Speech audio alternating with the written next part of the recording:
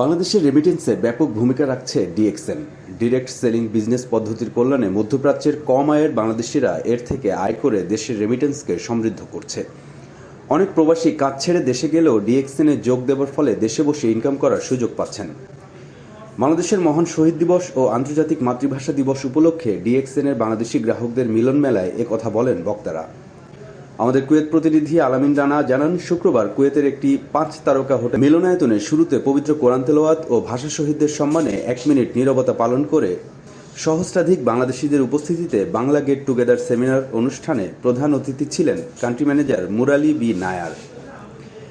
আব্দুল হাকিমের সভাপতিত্বে মোতালেব হোসেনের পরিচালনায় অনুষ্ঠানে বিশেষ অতিথির বক্তব্য রাখেন সাইফুল ইসলাম আনার, মোহাম্মদ রফিকুল ইসলাম, জাহাঙ্গীর আলম, সুহেল রানা, কামাল হোসেন, এমরান আদনান, বাইজিদ মুস্তানি সহ আরও অনেকে।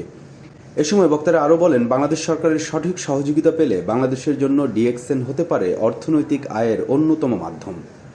বিশ্বের নানা প্রান্তে ছড়িয়ে থাকা বাংলাদেশিরাও ডিএক্সএনের মাধ্যমে অতিরিক্ত আয় করে দেশে রেমিটেন্স পাঠাচ্ছেন। অনেক বেকার যুবকের কর্মসংস্থান সৃষ্টি করছে। এই ধারা অব্যাহত রাখলে দেশের রেমিটেন্স শিল্প আরও এগিয়ে যাবে। এ সময় নানা সময়ে এই ব্যবসায় সফল হওয়া ব্যক্তিদের মাঝে সম্মাননা প্রদান করা হয়। পরে এক মনোজ্ঞ সাংস্কৃতিক অনুষ্ঠান পরিবেশিত হয়।